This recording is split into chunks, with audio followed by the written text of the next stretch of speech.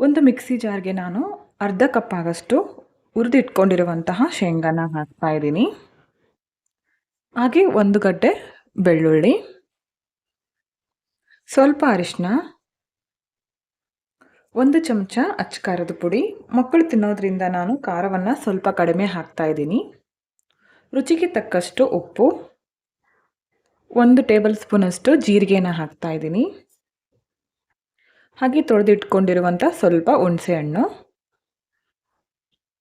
ಇವಾಗ ಇದನ್ನು ನಾನು ಚೆನ್ನಾಗಿ ಮಿಕ್ಸಿ ಮಾಡ್ಕೋಬೇಕು. ನೋಡಿ, ಇದನ್ನ ಇವಾಗ ರುಬ್ಕೊಂಡಿದ್ದೀನಿ. ಈ ಥರ ಬಂದಿದೆ. ಓಕೆ, ಇವಾಗ ನೆಕ್ಸ್ಟ್ ಬದನೆಕಾಯಿನ ರೆಡಿ ಮಾಡ್ಕೊಳ್ಳೋಣ.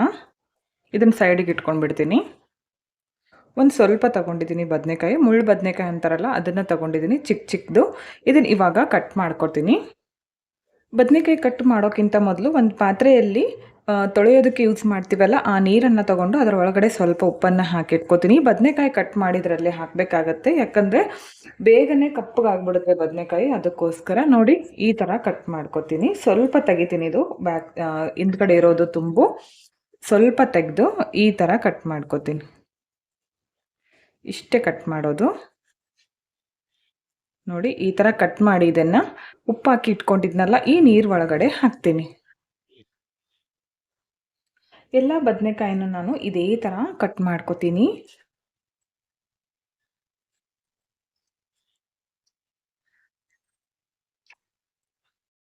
ಎಲ್ಲ ಬದನೆಕಾಯಿನ ನಾನು ಈ ಥರ ಕಟ್ ಮಾಡಿ ನೀರೊಳಗಡೆ ಹಾಕಿದ್ದೀನಿ. ಇವಾಗ ಇದಕ್ಕೆ ನಾವು ರೆಡಿ ಮಾಡ್ಕೊಂಡಿರುವಂತಹ ಮಸಾಲೆಯನ್ನು ತುಂಬ್ಕೋಬೇಕು.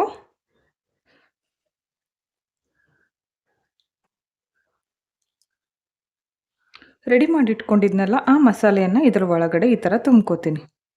ಇದಕ್ಕೆ ಬೇಕಿದ್ರೆ ಕೊತ್ತಂಬರಿ ಕೂಡ ಆ್ಯಡ್ ಮಾಡ್ಕೋಬೋದು. ಕೊತ್ತಂಬರಿ ಇರಲಿಲ್ಲ ಅದಕ್ಕೋಸ್ಕರ ಹಾಕಿಲ್ಲ. ಕೊತ್ತಂಬರಿ ಕೂಡ ಹಾಕಿ ಚೆನ್ನಾಗಾಗತ್ತೆ ಟೇಸ್ಟ್. ನೋಡಿ ಈ ಥರ ಇದಕ್ಕೆ ತುಂಬ್ಕೋಬೇಕು.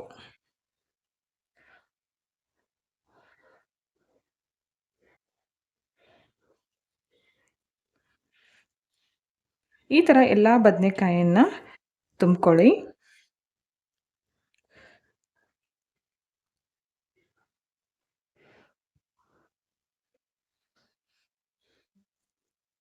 ಈ ಥರ ಎಲ್ಲ ಬದನೆಕಾಯಿನ ತುಂಬಿದ ಮೇಲೆ ತೋರಿಸ್ತೀನಿ. ಎಲ್ಲ ಬದನೆಕಾಯಿನ ತುಂಬಿ ಇಟ್ಕೊಂಡಿದ್ದೀನಿ. ಹಾಗೆ ಒಂದು ಕಡಾಯಿನ ಕಾಯೋದಕ್ಕೆ ಇಟ್ಕೊಂಡಿದ್ದೀನಿ. ಇದು ಕಾದ್ಮೇಲೆ ಇದಕ್ಕೆ ನಾನು ಎಣ್ಣೆನ ಹಾಕ್ತಾ ಇದ್ದೀನಿ. ನೀವು ಬದನೆಕಾಯಿ ಎಷ್ಟು ತಗೊಂಡಿರ್ತೀರೋ ಅದ್ರ ಮೇಲೆ ಡಿಪೆಂಡು ಎಣ್ಣೆ. ನಾನಿಲ್ಲಿ 1.5 ಚಮಚದಷ್ಟು ಎಣ್ಣೆನ ಹಾಕ್ತಿದ್ದೀನಿ. ಎಣ್ಣೆ ಕಾದ್ಮೇಲೆ ಇದಕ್ಕೆ ನಾನು ತುಂಬಿ ಇಟ್ಕೊಂಡಿರುವಂತಹ ಬದನೆಕಾಯಿನ ಒಂದೊಂದೇ ಹಾಕ್ತಾ ಇದ್ದೀನಿ. ಓಕೆ, ಎಲ್ಲವನ್ನ ಹಾಕಿದ್ದೀನಿ. ಹಾಕಿ ಇದನ್ನ ಸ್ವಲ್ಪ ಈ ತರ ಮಿಕ್ಸ್ ಮಾಡ್ಕೊಳ್ಳಿ.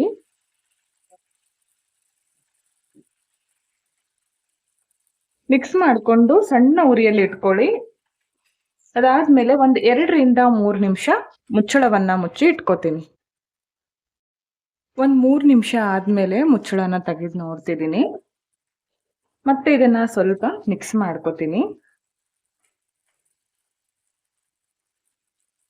ಈ ತರ ಮಿಕ್ಸ್ ಮಾಡಿಕೊಂಡು ಮತ್ತೆ ಇನ್ನೊಂದು 2ರಿಂದ 3 ನಿಮಿಷ ಸಣ್ಣ ಉರಿಯಲ್ಲಿ ಮತ್ತೆ ಮುಚ್ಚಳನ ಮುಚ್ಚಿ ಇಟ್ಕೋತೀನಿ.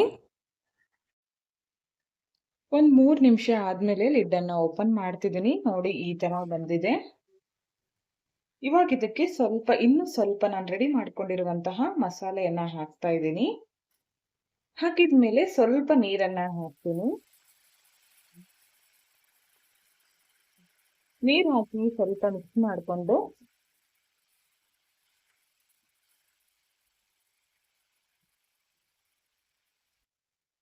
ಚೆನ್ನಾಗಿ ಮಿಕ್ಸ್ ಮಾಡ್ಕೊಳ್ಳಿ. ಮಿಕ್ಸ್ ಮಾಡಿಕೊಂಡು ಒಂದು 2ರಿಂದ 3 ನಿಮಿಷ ಸಣ್ಣ ಉರಿಯಲ್ಲಿ ಮುಚ್ಚಳವನ್ನು ಮುಚ್ಚಿ ಇಟ್ಬಿಡಿ. ರೆಡಿ ಆಗುತ್ತೆ ಅಷ್ಟರಲ್ಲಿ. 2 ನಿಮಿಷ ಆದ್ಮೇಲೆ ತೆಗಿತಾ ಇದ್ದೀನಿ ಲಿಡ್ಡನ್ನ. ನೋಡಿ ಈ ತರ ಬಂದಿದೆ, ನೋಡ್ತಾ ಇರ್ಬೋದು. ಇದನ್ನ ನಾವು ರೊಟ್ಟಿ ಜೊತೆ, ಚಪಾತಿ ಜೊತೆ, ಅನ್ನದ ಜೊತೆ ಕೂಡ ಸರ್ವ್ ಮಾಡಬಹುದು. ನಮ್ಮ ಉತ್ತರ ಕರ್ನಾಟಕದ ಸ್ಪೆಷಲ್ ಇದು ಎಣ್ಣೆ ಬದನೆಕಾಯಿ. ನಿಮ್ಗೂ ಕೂಡ ಇಷ್ಟ ಆಯ್ತು ಅನ್ಕೋತೀನಿ. ಇಷ್ಟ ಆಗಿದ್ರೆ ಲೈಕ್ ಮಾಡಿ, ಹಾಗೆ ಫ್ರೆಂಡ್ಸ್ಗಳಿಗೆ ಶೇರ್ ಮಾಡಿ. ವಿಡಿಯೋನ ಸಬ್ಸ್ಕ್ರೈಬ್ ಮಾಡ್ಕೊಳ್ಳದೆ ನೋಡ್ತಾ ಇದ್ರೆ ಚಾನಲ್ ಅನ್ನ ಸಬ್ಸ್ಕ್ರೈಬ್ ಮಾಡ್ಕೊಂಡು ವಿಡಿಯೋಗಳನ್ನ ನೋಡಿ. ಖಡಕ್ ರೊಟ್ಟಿ ಜೊತೆ ತಿಂತಾ ಇದ್ರೆ ಏನೇನ್ ಬೇಡ ಇದ್ರ ಮುಂದೆ.